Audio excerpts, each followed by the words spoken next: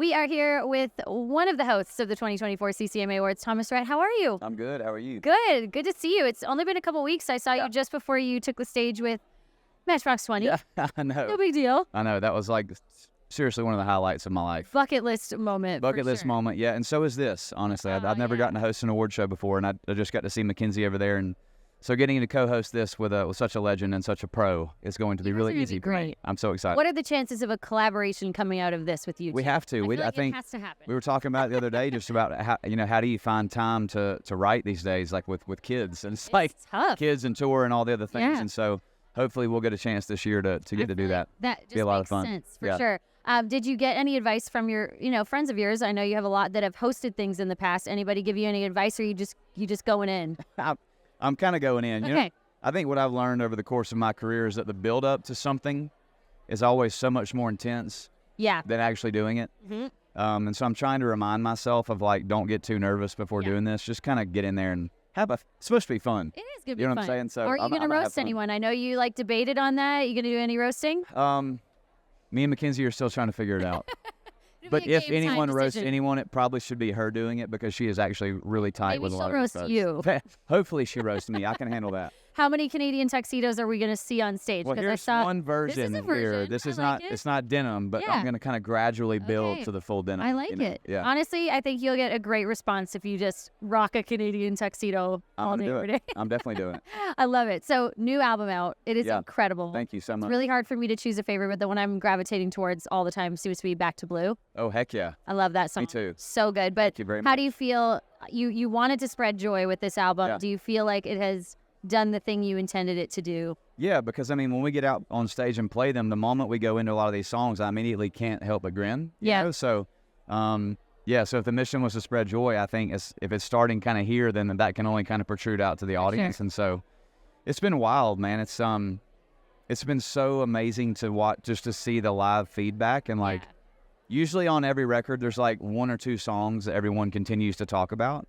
But every time I ask people what they're listening to, it literally is all over the map. You know what I'm saying? And so I feel like that kind of gives me confidence to know that we made a really well-rounded album. For sure. And kind of gave a lot of different people a lot of different options to choose from. So maybe it's a blessing and a curse. We'll find out. But it'd be hard to choose singles, but hey, whatever. Yeah. What is your kid's favorite song, though? Because I feel like that one is always very telling of a true hit. My kid's favorite song is Gone Country.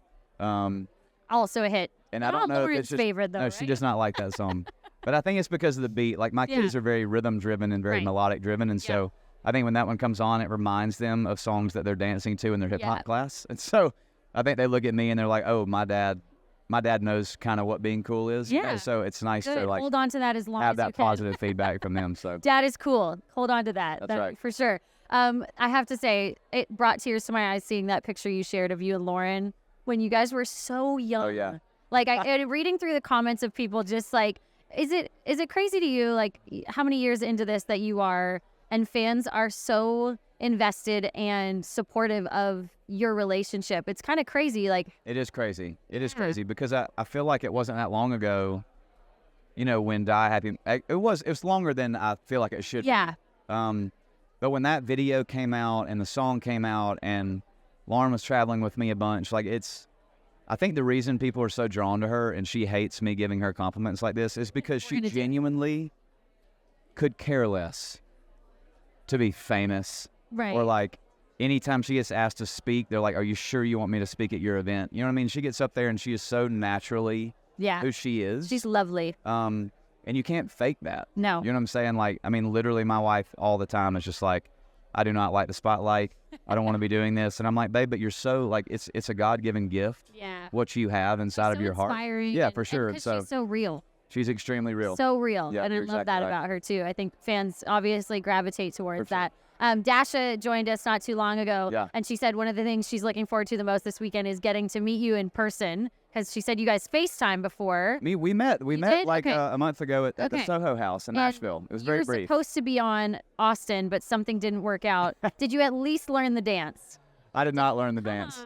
These legs do not move that way. They're not made for the Austin line dance. No, I think Dasha wanted to get a couple of people to do somewhat of a remix on that song, and the more we kind of talked about it, we've been trying to write together. Okay. And so we kind of both mutually agreed that if we're going to do something for the first time, maybe we write something together first. Yeah. So I think you can expect you're here this weekend. I mean, you probably won't have time, but at least maybe you can get it on the books. For sure. And is there someone right now, because I feel like there is just a massive like influx of talent in country music right now. It's unbelievable. Crazy how many up and coming artists we have. Is there anyone who's kind of really caught your attention that you find yourself gravitating towards?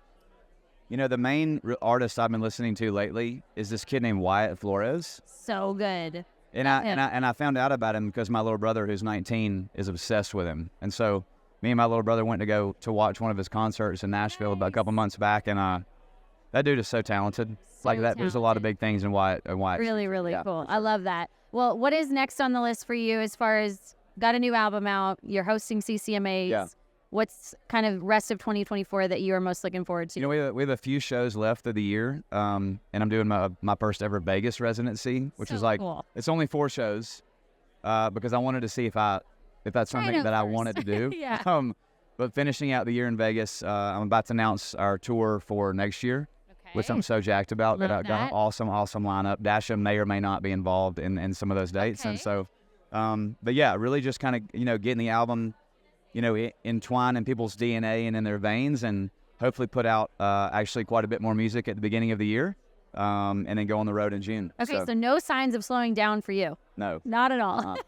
Living, love baby. to hear that. I love to hear that. Awesome. So good to see you. Congratulations, Thomas Rhett on Pure Country.